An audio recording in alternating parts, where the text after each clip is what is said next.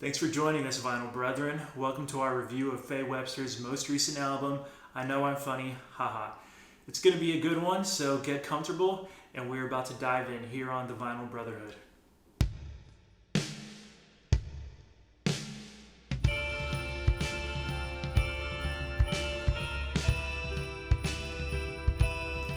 Thanks for joining us this evening. I'm looking forward to talking about this album because it is a new acquisition for me. I'm a noob in the world of Faye Webster. I've not taken that journey through her catalog, but I've been listening to I Know I'm Funny, Haha several times over the last few days, and I was pleasantly surprised. At the time that we are recording this video, it is fall, and it's getting a little cooler outside. The leaves are changing colors, and this album has been like the perfect soundtrack for that. And I encourage you to listen to it year-round, but if you're listening in the fall, then you know what I'm talking about. And so other than that, I will just say that it's delightful, and I would love to explain the whys. And so we're going to take it over to the record player, give it a listen, and then we'll dive in. How about that?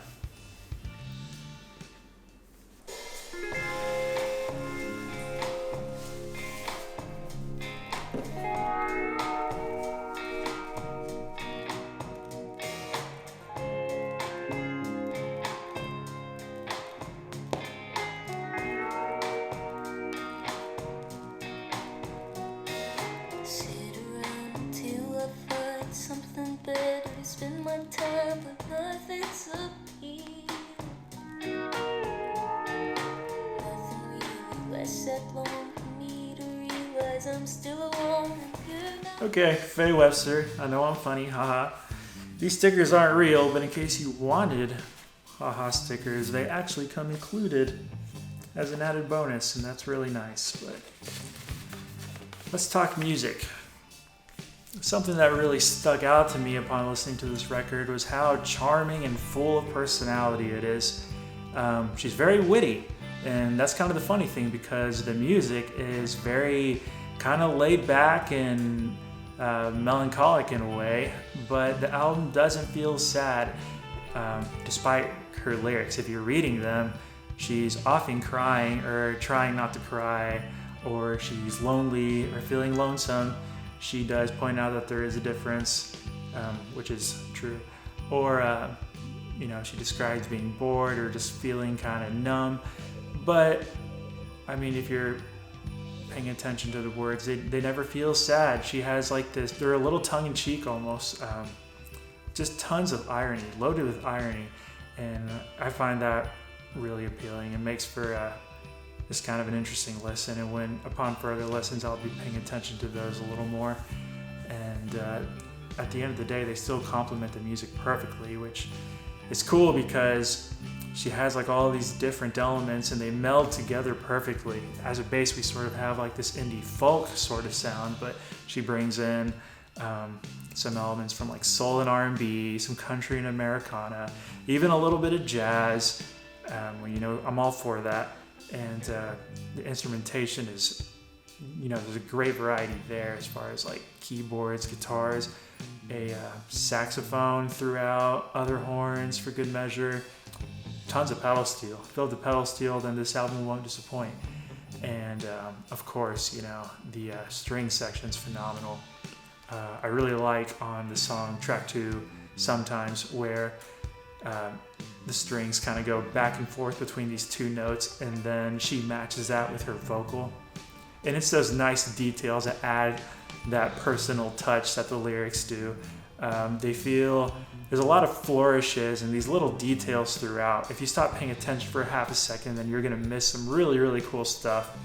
And the production of the album complements that perfectly. Like, you really get a sense of a room, and there's a kind of a spontaneous feel, and the instruments feel very, very crisp, tons of clarity. It doesn't feel overproduced in the slightest. None of the differing elements feel out of place or overwrought. And it just feels like a very solid, cohesive, and unified sound, and she executes it perfectly. It eventually just becomes like the the Faye Webster sound. You know, I haven't listened to her previous albums, like I said earlier, so I'm not really sure that I can't really compare it to that. But what we have here is this really, really good, relaxed, cozy atmosphere, perfect for fall, like I mentioned earlier. And another thing I love about the music is the way that these songs have very liberal as far as the space, and these songs are given room to breathe, and it feels a little spontaneous, not at all like over rehearsed. I mean, the playing is phenomenal, you know, very technically there, but I guess to provide an example, I'd go with the song Kind Of, right towards the middle of the record. Halfway through that song, the single phrase chorus almost becomes like this repetitive element within the composition. It almost becomes like its own instrument, and the song sort of meanders for like 2 minutes and explores this bigger like musical concept, and it's just a really, really neat thing. So that's just to give you an idea of what I find so appealing about this record and the music. And so I would definitely recommend it. Great for this time of year and anytime really. It just has such a vibe. So yeah, when you consider those great vibes, great lyrics, and great musicianship, you can't go wrong with this album. So I got some final thoughts. So let's take it back and we'll discuss further.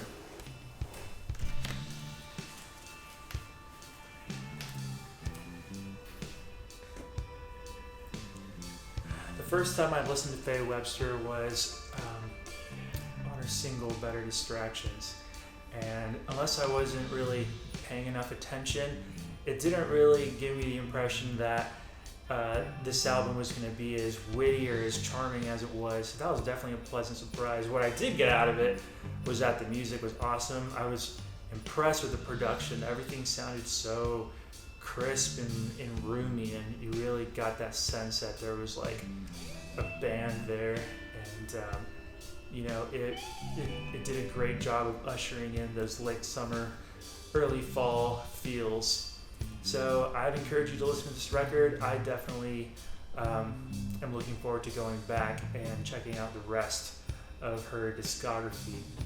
So if we're going to talk scores, I think I'd give it a solid 8. I feel like it hits right at that 8.0 mark. If you'd like to sample a few tracks, then I would probably pick a couple from the latter half of the album, like A Stranger or Dream About a Baseball Player. Or if you want to go with some from the top half, Better Distractions, as I said, is awesome, and Sometimes, just for that string section. And I guess that's all we have for today. So let us know what you think in the comments. I'd love to hear, you know, your thoughts on the record and the favorite tracks and whatnot. And yeah, I'm looking forward to that. So that's about it. We'll see you next time here on the Vinyl Brotherhood.